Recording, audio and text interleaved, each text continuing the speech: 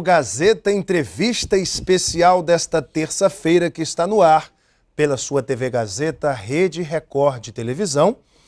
Esta noite nós vamos realizar um grande debate político com figuras célebres da política, da ciência política, do jornalismo político do nosso estado. Antes de apresentar meus convidados, eu quero só dar uma dica para você. Aproveite esta semana e dê uma passadinha na Auto Acre, sua concessionária Kia Motors, e faça um test drive no novo Cerato. Tem de todas as cores, inclusive chegaram modelos na cor branca, hein, para quem gosta, que é a cor da moda. Tem também o Kia Sportage com preço especial. A Auto Acre tem comercializado preços inferiores a muitos estados da federação. Você compra o seu Kia com um dos preços mais baratos do Brasil aqui no Acre. Então, dê uma passadinha, confira o novo Cerato, o Kia Sportage, a nova Sorrento e o Picanto, com preços sensacionais e ótimas condições de pagamento. Auto Acre, via Chico Mendes, em frente à Record Distribuidora. Seja VIP, seja Kia. Deixa eu apresentar aqui os nossos convidados desta noite, começando aqui pelo professor Nilson Euclides, natural de Três Lagoas, Mato Grosso do Sul, graduado em Ciências Sociais pela Universidade Federal do Acre, mestre em Ciências Sociais pela PUC de São Paulo em 2002 e doutorado em Ciências Sociais também pela PUC de São Paulo. Tem grande experiência na área da ciência política e sociologia, com ênfase em partidos políticos e governos, escritor e também um dos grandes pensadores da política na UFAC, viu? Ao seu lado, professor Carlos Augusto Coelho de Farias, natural de Tarauacá, formado em Pedagogia pela Universidade Federal do Acre, pós-graduado em Poder Legislativo pela PUC de Minas, servidor da Assembleia Legislativa do Acre, ex-secretário executivo da Assembleia, suplente de senador, grande experiência política, é também um analista político de mão cheia e um conceituado articulista político também. Aqui à minha direita, pertencente aos quadros da TV Gazeta durante muitos anos, o jornalista Luiz Carlos Moreira Jorge, colunista político, escreve o blog do Crica, a coluna mais lida do estado do Acre. Ele que é rondoniense, viu? E mora no Acre aí há mais de 40 anos, com 35 anos de experiência no jornalismo político. E para a gente ter uma prata da casa, Fábio Pontes, natural de Rio Branco, jornalista político, estudante de Ciências Sociais, inclusive da turma do professor Nilson Euclides, editor do Quentinhas da redação do site agazeta.net, mantém também seu blog Política na Floresta, é correspondente do portal Terno Acre e repórter colaborador da agência Folha e também já escreveu para a BBC do Brasil. Fábio Pontes. Senhores, o meu boa noite, professor Nilson. Boa noite. Boa noite, professor Coelho. Boa noite, Alain. Satisfação estar aqui com vocês. Satisfação é toda minha. Boa noite, Luiz Carlos. Boa noite, Alain. Tudo bem? Tudo bem, tranquilo? Fábio Pontes, meu boa noite. Boa noite, Alain. Vamos lá. Vamos ao nosso debate. São vários os temas, eu quero começar com o tema que tem mexido com a sociedade acreana, os senhores que são leitores assíduos de todas as colunas políticas, das notas e, obviamente, conhecedores dos meandros desse jogo de xadrez da política acreana. O fato marcante dos últimos dias, das últimas semanas, senhores, tem sido, e bastante comentado, por sinal, tem sido essas divergências internas da oposição no Acre. Flaviano Melo disse aqui mesmo no Gazeta Entrevista que lutaria por uma candidatura única. Mesmo pensamento de Márcio Bittar. Petecão, no entanto, entende que 2 ou 3 candidaturas seriam o ideal. Disse aqui mesmo no Gazeta Entrevista, Alain Henrique, quando você briga, é melhor brigar com 1 ou brigar com 2 ou 3? Então você vê aí o pensamento do senador Petecão. E agora, recentemente, Tião Bocalon, que deixou o Ninho Tucano e, numa articulação em Brasília com o próprio Petecão, interviu no Democratas. E parece que aí a criatura se volta contra o criador, uma vez que Bocalon, ao invés de apoiar a candidatura de Petecão, se lança também pré-candidato, pelo menos nas entrelinhas, ao governo do Estado. Este é o cenário, este é o tema. Luiz Carlos Moreira Jorge. Henrique Afonso ainda. Isso aqui na oposição, né? Henrique Afonso, eu poderia dizer que seria uma terceira via, uma vez que ele vem da Frente Popular. Mas aqui nesse quadro de oposição, meu caro Luiz Carlos Moreira Jorge, como é que você avalia esse momento e esses embates e essas divergências da oposição? Mais ou menos assim no popular. A população dizendo ganha a oposição e a oposição dizendo eu não quero ganhar. Mais ou menos isso. Né? Eu acho que é um quadro meio conturbado. O problema ali na oposição é a briga de egos. Né? Todo mundo olha para o próprio umbigo. Ali é o Petecão que fala mal do Márcio, o Márcio que fala mal do Petecão, ambos falam mal do Bocalhau, o Bocalhau fala mal dos dois, o Flaviano em cima do muro, e assim vai a oposição, o caminho da oposição. Então a oposição carece de uma identidade própria, de um caminho próprio. Enquanto houver essa briga intestina, eu não vejo como ela acabar tão cedo, a oposição vai ter problemas para chegar no poder, muito embora ela vai enfrentar em 2014 uma frente popular desgastada, né, por uma série de problemas, até pelo desgaste próprio. Né? Eu acho que a oposição caminha de uma forma conturbada como sempre caminhou. Ela me parece um time de pelada, que você chega na pelada, quem quer jogar aqui? Fulano, então bora, vamos jogar aqui. Não é um time treinado, um time programado. Quer dizer, a última vez que a oposição se organizou foi com o MDA. Quando tinha uma liderança forte. Mas o que falta mesmo na oposição é um líder que congregue todas as tendências. Por quê? O Flaviano é líder dele mesmo, a liderança dele só vai até os muros do PMDB, o Márcio no PSDB, o Petecão manda no PSD e o Bocalhau agora no DEM. Quer dizer, ninguém obedece ninguém, todo mundo ataca todo mundo. Essa é a oposição. O senhor concorda, professor Nilson Euclides? Eu concordo, eu acho que o Luiz acerta quando ele diz, eu acho que essa analogia que ele faz com o time de pelada, eu acho que representa bem, de uma forma bem direta de compreender o atual estágio da oposição, mas eu gostaria de fazer uma avaliação, uma análise que vá além um pouquinho digamos, dessa visão que a gente tem de imediato da oposição.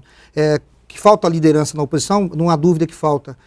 Eu acho que as pessoas, as lideranças políticas hoje que compõem a oposição, elas olham sim, cada uma para o seu umbigo, cada uma olha o seu projeto pessoal e esquece de identificar quem é o maior inimigo da oposição. Inimigo, claro, do ponto de vista político. Adversário político. Adversário político, que é o governo da Frente Popular. Lógico. Quer dizer, qualquer tentativa de uma dessas lideranças, das principais lideranças que hoje compõem a oposição, de se fazer presente na política do Acre no futuro, passa necessariamente pelo desmonte do que hoje está aí.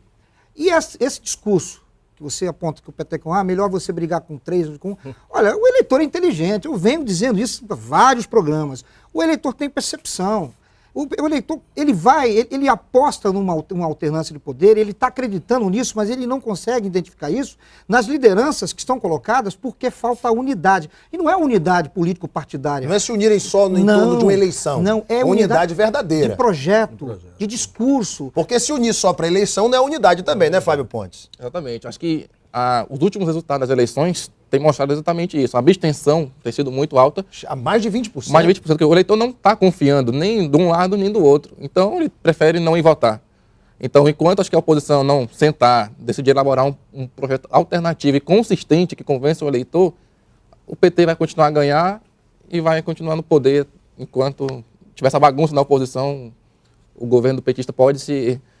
Como você escreveu, preparar o terno. Preparar o terno para 2014. Para 2015 assumir o Palácio do Branco. Cara de Bengala ganhando a eleição, né? Cara de Bengala ganhando a eleição. Pois é, professor Coelho, mas a gente tem essa análise aqui, mas há de se convir. Há um desgaste, o desgaste normal do poder, houve alguns acontecimentos, Operação G7, essas coisas que acabam contribuindo para uma formação de uma opinião também no seio da população. No entanto, o governo realiza obras importantes. O governo tem aí alguns empreendimentos no setor da indústria, no setor também dos serviços públicos, que tem capilaridade social muito grande. Isso também pode ser importante para o embate de 2014? Com certeza, Alain. E vamos fazer aqui um paralelo, rapidamente. A Frente Popular tem conteúdo e tem projeto político. Existem alguns equívocos. A metodologia de algumas ações da Frente Popular estão equivocadas. E aí vem acontecendo esse desgaste que o próprio poder já traz. A oposição falta conteúdo e comando de liderança. Enquanto não tiver um projeto que venha atender às aspirações da população, onde as lideranças da oposição não tiver a humildade de definir o projeto e juntar todas as lideranças e identificar esse projeto para junto da população, a Frente Popular vai continuar ganhando as eleições. Então, o que falta hoje na oposição é comando e conteúdo. É uma briga permanente. Se você analisar do ponto de vista político, a pluralidade ela é importante. Mas a fogueira de vaidade, as ambições, a briga pelo poder inexistente, o comportamento que a gente percebe de várias lideranças da oposição, é uma situação assim terrível. E veja bem, o senador Sérgio Petecão, se a gente analisar, em 2010, ele ganhou a eleição, mas em 2012 ele foi o maior perdedor das eleições. É verdade. Ele perdeu, não elegeu a irmã dele aqui, não elegeu o Montana, A não elegeu candidata a prefeito em lá de Tarauacá, que nós derrotamos, né? Eu ajudei coordenei a campanha lá em Tarauacá e nós ganhamos as eleições. E em seguida, agora, nesse momento agora, você vê a rasteira que foi dado tanto no senador Petecão quanto no Fernando Melo. O Fernando Melo chegou até ir a Brasília para tomar posse. Fernando Melo chegou a vir aqui dar entrevista como já presidente do PSB, quando ele chegou lá. Mudou tudo. E agora, o senador Petecão trabalhou junto com o senador Hilda Amorim de Goiás, a ida do Bocalhau para o DEM, para formar chapa com ele. Petecão governador e Bocalhau senador. E, de repente, o Bocalhau torna-se candidato a governador que vai disputar o mesmo eleitorado praticamente com o Petecão.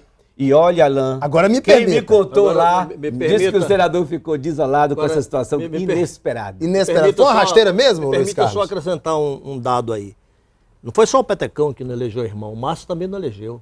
O Márcio ganhou uma eleição, quando o Mauri era prefeito, né? Ele era o candidato do Mauri, oficial do Mauri, brigado com o Flaviano, e ele botou o Edson Bittar candidato 2 vezes para deputado estadual e perdeu as 2 vezes.